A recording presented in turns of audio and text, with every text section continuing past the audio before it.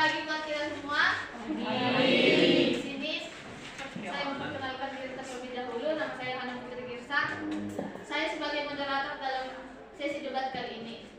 Adapun topik atau masalah yang akan dibahas pada debat kali ini yaitu minimnya sarana dan prasarana mengaruhi prestasi siswa.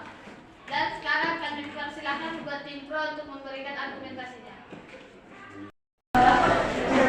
Harusnya semua dulu dikemukakan dan baru kami mengembangkan pendapatan sendiri. Silakan. Karena sarana dan prasarana mempengaruhi prestasi siswa, jadi sarana sangat penting dan prasarana. Karena tanpa prasarana dan prasarana, siswa tidak dapat melakukan banyak kegiatan. Contohnya dalam bidang olahraga. Saat siswa sedang belajar bermain bola dan jika tidak ada bola, maka siswa kurang mengetahui bagaimana seharusnya melakukan atau bermain bola dengan baik. Kalian persilakan untuk tim kontra. Kan di sini kan dituliskan minimnya, bukan tidak ada. Jika memang sekolah tidak memiliki prasarana dan sarana, itu memang mempengaruhi. Tapi di sini ditulis minim. Minim bukan berarti tidak memiliki kan? Yang kedua, Peraturan Menteri Pendidikan Nasional Republik Indonesia tahun nomor 40 tahun 2008 memiliki standar. Jika sekolah tidak memiliki standar, bagaimana sekolah itu tersebut bisa membangun sekolah? Banyak kita ketahui sekolah yang tutup gara-gara kurangnya standar. Nah, jika sekolah tersebut memiliki standar, tidak mungkinnya terlalu minim atau tidak adanya pra dan sarana. Yang kedua, contohnya seperti Infokus di sekolah ini memang kurang, minim, tetapi bukan tidak ada. Nah, disitulah digunakannya waktu dan waktu. Misalnya untuk kelas 10, waktunya memakai Infokus itu hari Rabu, dan untuk hari selanjutnya kelas 11 dan hari selanjutnya lagi untuk kelas 12. Yang ketiga, kita ketahui banyak para pahlawan yang tidak memiliki pra dan sarana yang meyakinkan, seperti Laskar Pelangi. Laskar Pelangi kita ketahui yang pertama, ruangannya tidak terlalu bagus. Yang kedua, untuk kalian ada yang tahu tentang film Jamin Ginting? Nah, film Jamin Ginting atau Ibu Jamin Ginting sendiri mengajar dengan kondisi ruangan yang tidak memungkinkan. Yang ketiga, untuk para pahlawan wanita yang mengajar hanya di sebatas ruangan kecil atau hanya sebatas depan lapangan saja seperti Ibu Kartini. Selanjutnya kami di sini mengetahui banyaknya standar. Kan sarana itu segala sesuatu yang dipakai sebagai alat untuk mencapai tujuan. Terus prasarana itu segala sesuatu yang menunjang. Nah, jika sekolah tidak memiliki pra dan sarana, apa gunanya sekolah itu dibangun? Instruksi. Menurut saya, prasarana dan sarana itu bisa terjadi dan bisa tidak ada di dalam sekolah. Misalnya kekurangan dana dari pemerintah. Jika tidak ada prasarana dan sarana, kita tidak akan bisa belajar di sekolah ini. Contohnya, seperti kita akan melakukan praktek di laboratorium sekolah kita. Kita tidak memiliki alat di sana. Pasti kita tidak akan mengetahui atau kita tidak akan bisa melaksanakan praktek tersebut. Jadi, menurut saya, prasarana dan prasarana itu sangat penting di sekolah kita ini. Mengapa tadi teman saya mengatakan perlunya standar? Bisa saja di sekolah manapun pasti ada kekurangan prasarana dan sarana. Dan menurut saya, prasarana dan sarana itu adalah nomor satu yang paling terpenting di sekolah. Kita memiliki lab kimia dan memiliki banyak ruangan yang bisa difokuskan untuk melakukan praktek. Tapi kenapa kita seperti beberapa hari yang lalu melakukan praktek di dalam kelas? Itulah gunanya memang kita memiliki banyak prasarana dan sarana. Itulah makanya ada standar dalam sekolah. Oke, kita bisa dibilang, tapi mungkin kan banyak beberapa keribetan yang digunakan dan menambah biaya untuk masuk ke dalam hal tersebut. Untuk yang pertama, jas, alat-alat yang lainnya. Silakan. Kekurangan sarana itu sangat penting, sangat berpengaruh dengan siswa. Kenapa? Kekurangan sarana dan prasarana menghambat percepatannya pembelajaran bagi siswa. Sama seperti yang saya katakan tadi, jika dalam contohnya pembelajaran olahraga, kurangnya dalam alat-alat, bagaimana bisa cepat untuk mengajari siswa? Sedangkan contohnya sarananya hanya 3. Bagaimana dengan siswa yang lain? Bakal tidak kedapatan dan memperlambat pembelajaran bagi siswa. Silakan. Interupsi. Apakah yakin di setiap sekolah di sekolah tidak ada bola? Pasti itu digunakan karena itu sebagai sarana. Kan dibilang itu kan minim, bukan tidak ada. Yang kedua kan di sini dibilang saya tadi pendapat saya yang pertama tadi kan memiliki ketika siswa memiliki keinginan untuk memiliki prestasi itu akan menjadi penunjang. Yang pertama, apakah Anda tidak mengetahui seorang siswa di Papua menjadi juara 1 Olimpiade Matematika, padahal sekolahnya jauh di bawah kita karena mereka memiliki keinginan. Sekolah juga ternama seperti dulu sekolah kita ini bisa kita ketahui karena ada beberapa siswa yang masuk ke dalam universitas yang bagus akan mendapatkan pekerjaan yang bagus. Jadi menurut saya siswa yang nomor 1 bukan peran dan sarana. Bapak Insinyur Soekarno dulu belajar di dalam penjara. Bagaimana pendapat Anda? Interupsi. Menurut saya tanpa suatu praktek, karena menurut saya walaupun guru internasional teratas pun memberikan materi kepada kita tanpa kita praktekkan, nol sama sekali. Contohnya seperti ini, kalau tidak ada ruang kelas ini, kalau tidak ada sarana dan prasarana untuk kelas ini dan barang-barang saat ini, apakah bisa kita melakukan praktek debat ini saat ini juga? Interupsi. Di sini kita akan memberikan peran dan sarana, bukan tentang itu. Itu Anda mendapatkan minus untuk nilai Anda sendiri.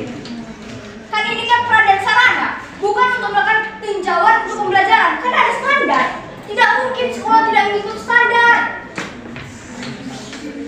Interupsi. Menurut saya karena musik kita di sini adalah sarana dan prasarana. Jadi menurut saya, jadi kita ini mendiskusikan apakah penting sarana dan prasarana di sekolah. Jadi menurut kami sendiri, tim kami sendiri, secara saya pribadi itu sangat dipentingkan sama sekali untuk pelajaran. Interupsi. Saya tidak menyangkal, tapi adanya. Apakah memang untuk sekolah kita ini memiliki akreditasi A misalnya? Tapi jika siswanya tidak ingin untuk belajar, tapi jika siswanya hanya ingin untuk menuntut ilmu, tapi tidak untuk menunjang untuk pendidikan yang lain lebih lanjut, bagaimana? Menurut saya tidak ada siswa yang tidak ingin belajar. Menurut saya dia ingin belajar dan dia ingin mempraktekkan apa yang ada di luar. Itulah gunanya, makanya saya bilang tadi keinginan. Itulah dari pendapat yang saya pertama tadi. Jika kami sendiri tidak setuju karena ketika seorang memiliki keinginan untuk berprestasi dan untuk berjuang, pasti akan terjadi. Silakan. Walaupun siswa mempunyai keinginan, jika tidak mempunyai sarana dan prasarana yang mendukung, bagaimana melakukan pembelajaran dengan baik?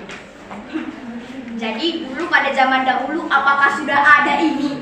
Bagaimana zaman dahulu bisa sukses semua orang? Jadi menurut saya memang saya sendiri tidak menyangkal bahwa peran dan sarana itu penting. Tapi apakah itu terlalu penting untuk kedepannya? Jika ekonomi keluarganya susah bagaimana? Jika misalnya di kampung ini, jika ekonomi keluarganya susah untuk bisa membangun sekolah bagaimana? Kan dibilang oke, seperti yang dibilang teman Anda tadi, kekurangannya ekonomi atau dana dari pemerintah. Itulah tadi makanya saya bilang peran dan sarana itu tidak terlalu penting.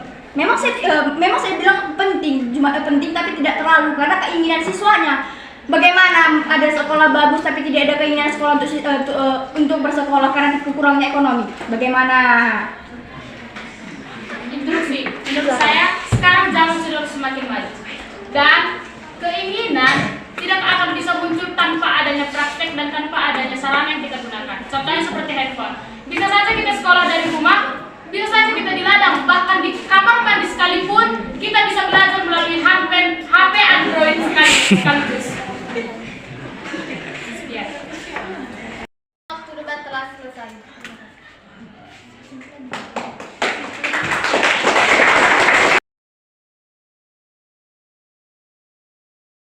Selamat pagi semua. Di sini saya memperkenalkan diri saya, Milian Syaragi, sebagai moderator sesi debat kali ini.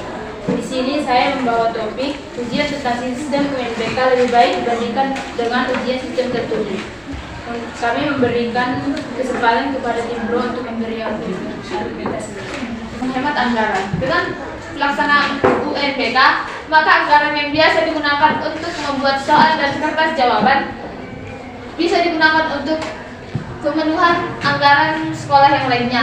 Yang kedua itu meminimalisir kecurangan, yaitu untuk mengurangi kecurangan siswa untuk menyontek, karena dalam sistem ujian secara UNBK kecurangan tidak dapat dilakukan karena dengan dengan sistem komputer ujian langsung dikunci.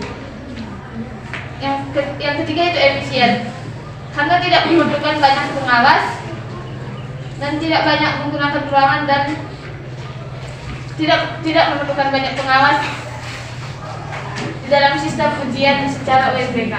Terima kasih. Oke. Yang pertama kami tantang yaitu lebih menghemat anggaran. Apakah ketika komputer itu digunakan, komputer itu apakah dia harganya lebih murah daripada kertas? Jaringan internet belum merata. Dan ada yang kedua, jumlah komputer tidak seimbang. Yang ketiga, kekurangan dana ataupun kurangnya dana atau kesenjangan sosialnya belum stabil. Aliran listrik di kota memang sudah memadai, namun bagaimana dengan sekolah yang ada di daerah perbatasan atau pesolokan yang kurangnya teraliri listrik? Kalau menggunakan kertas, kita selalu membeli kertas setiap waktu setiap ujian. Kalau menggunakan komputer, dalam semisal kita kali ini, kalau kita sudah menggunakan komputer, selanjutnya kita juga boleh menggunakannya ke tahun-tahun yang ke depan. Sekian. Ketika kamu mencetak kertas ataupun menuangkan dari komputer tadi tulisan ke kertas, itu kan menggunakan listrik. Itu apakah tidak menggunakan listrik? Itu tidak dinamakan menghemat biaya. Kertas lebih menghemat biaya dibandingkan menggunakan komputer.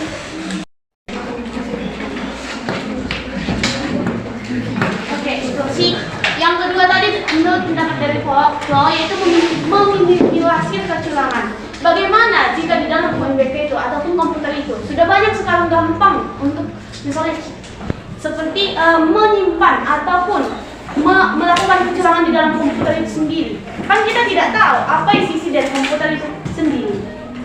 Bagaimana kita pastikan dia tidak memiliki kecurangan?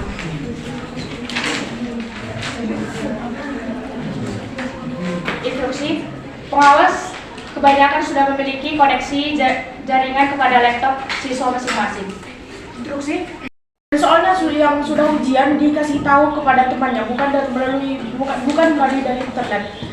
Tapi secara pribadi seperti kayak kita kalau udah ujian, aku kasih tahu sama temanku kalau soalnya kayak gini suruh tahu. Untuk mengawasi siswa, jadi tidak ada yang namanya tukar pikiran ataupun mengasih jawaban kepada siswa lain. Instruksi seperti tadi, jika kurangnya komputer di sekolah, kan itu bertahap ujiannya. Jadi yang sudah selesai ujian, dia akan keluar dari ruangan itu dan dia bisa saja mengasih tahu soal-soal yang setelah selesai diujiankannya kepada temannya di luar. Instruksi juga, bagaimana jika seseorang siswa itu tidak mengetahui cara menggunakan komputer itu sendiri? Instruksi, jawab dari pertanyaan besar. Sekarang tidak ada istilah seperti itu, karena setiap sekolah sudah disediakan laboratorium komputer, mengajari setiap siswa memakai komputer untuk melaksanakan ujian dengan untuk selanjutnya. Instruksi yang saya tanya itu cara mengoperasikan. Gimana dia tahu, sedangkan kesenjangan sosialnya ataupun dia belum pernah melakukan atau memegang laptop itu ataupun komputer itu sendiri. Ketika dia harus disuruh ujian dengan menggunakan laptop ataupun komputer itu sendiri, sedangkan dia sendiri pribadi pun tidak mengetahui ataupun mengetahui caranya itu untuk menggunakan laptop tersebut ataupun komputer itu. Instruksi, biasanya dalam sistem ujian UNBK ada satu guru atau pengawas yang berada dalam lab komputer tersebut untuk membantu siswa yang tidak mengerti cara memakai komputer. Instruksi, katanya tadi satu pengawas. Jika siswa yang di UNBK kan banyak, cuma satu pengawas, apakah satu pengawas itu dapat mengajari setiap siswa yang tidak tahu atau mengerti untuk menggunakan laptop tersebut atau komputer itu? Instruksi, dalam sistem ujian UNBK, biasanya di awal itu dijelaskan cara memakai komputer. Jika ada yang kurang mengerti, itulah yang membuat satu pengawas tersebut untuk mengajari siswa yang tidak mengerti itu. UNBK lebih menghemat anggaran dengan menggunakan kertas. Dalam tim kontranya yaitu dalam pelaksanaan UNBK dalam menggunakan komputer memang sangat memerlukan listrik. Yang ketiga yaitu tim netral, yaitu dalam melaksanakan UNBK lebih baik memiliki anggaran dengan menggunakan kertas agar menghemat listrik. Sekian. Setelah selesai kami ucapkan terima kasih.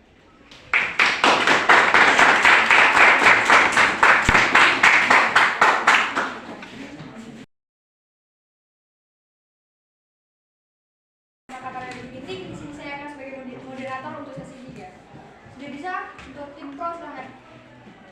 Yang sudah merajai jalanan di segala penjuru Indonesia. Geng motor itu sangat meresahkan bagi banyak masyarakat karena beberapa terkini dengan tawuran dan kecelakaan bagi diri sendiri dan orang lain. Jadi saya perlu dibuat undang-undang tentang geng motor supaya setiap geng motor bisa diberi hukuman yang setimpal. Belum bisa interupsi, silahkan memberikan pendapat kalian. Kenakalan remaja yang merebak di Indonesia, artinya dari motor itu sendiri adalah perkumpulan orang yang memiliki hobi untuk bersepeda motor dan membuat kegiatan berkendara motor secara bersama-sama dengan tujuan konfor maupun touring. Beberapa faktor yang menyebabkan adanya geng motor. Satu, karena rendahnya pendidikan pelaku. Yang kedua, lingkungan pergaulan yang kurang baik. Yang ketiga, keluarga yang kurang harmonis. Dan yang keempat itu pengaruh media massa. Terima kasih. Banyak fakta di lapangan geng motor yang melakukan tindak kekerasan, di mana pada umumnya geng motor berbentuk dari perkumpulan sebuah remaja yang tidak memiliki atau kurangnya minimnya sebuah pendidikan, dan terjadilah sebuah pergaulan yang tidak diinginkan. Terima kasih. Bisa saja dilakukan untuk kebaikan untuk diri sendiri. Jadi sebuah perilaku seseorang itu bisa dirubah tidaknya atau dalam pergaulan secara teman ke teman lainnya. Maka dari itu bisa saja pergaulan yang nakal itu bisa dirubah jika tidak adanya pengaruh dari teman-teman itu. Terima kasih. Yakni adalah rendahnya tingkat pendidikan pelaku, yang kedua lingkungan pergaulan kurang baik, yang ketiga keluarga yang kurang harmonis, yang keempat serta pengaruh media massa. Terima kasih. Sudah sering terjadi dalam kalangan remaja. Namun dengan seiring rendahnya pendidikan remaja, perlu dibatasi perlakuan geng motor pada remaja baik SMP maupun tingkat SMP atau tingkat SMA. Karena tawuran ataupun geng motor bisa terjadi karena adanya kesenangan dan pengambilan diri atau penguasaan diri. Undang untuk sebuah sepeda motor harus memiliki SIM agar anak sekolah tidak ugal-ugalan dalam berlintas atau menempuh perjalanan ke sekolah. Terima kasih. Menjamin bahwa keselamatan mahasiswa yang sudah mengendarai sepeda motor ke sekolah itu, menjamin keselamatannya. Instruksi kan membawa sepeda motor ke sekolah. Tidak, ini maaf interupsi. Di sini masalahnya apakah terjamin, bukan soal perizinan. Geng motor ini melajari jalanan di segala penjuru Indonesia. Geng motor kebanyakan beranggotakan pelajar SMP dan SMA. Hal ini meresahkan warga masyarakat karena beberapa diakhiri dengan tawuran. Sementara di sisi lain, alasan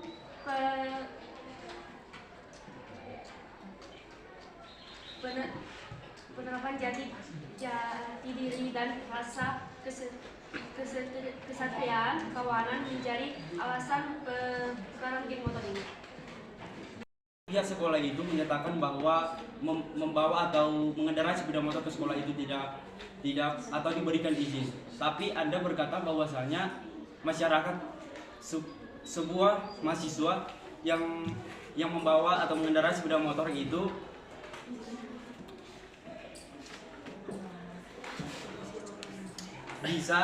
bisa dikenai sanksi oleh masyarakat karena membawa sepeda motor ugal-ugalan. Diskusi atau debat dari tim kontra dan tim pro. Tim kontra mengatakan geng motor sendiri perkumpulan dengan tujuan berkonflik atau bersenang-senang. Tim motor juga membuat pengaruh besar dengan masyarakat. Banyak geng motor yang berperilaku tidak baik di masyarakat. Geng motor terjadi karena pendidikan yang kurang baik, membuat kurangnya penguasaan diri terhadap siswa atau murid. Dari tim pro, tim motor membuat pengaruh dengan baik dengan kesetiaan kawanan. Pergaulan motor debat. Pergaulan diubah jika tidak ada pengaruh dari kawanannya yang lain dan membuat anak sekolah lebih cepat sampai ke sekolah dengan adanya motor. Terima kasih.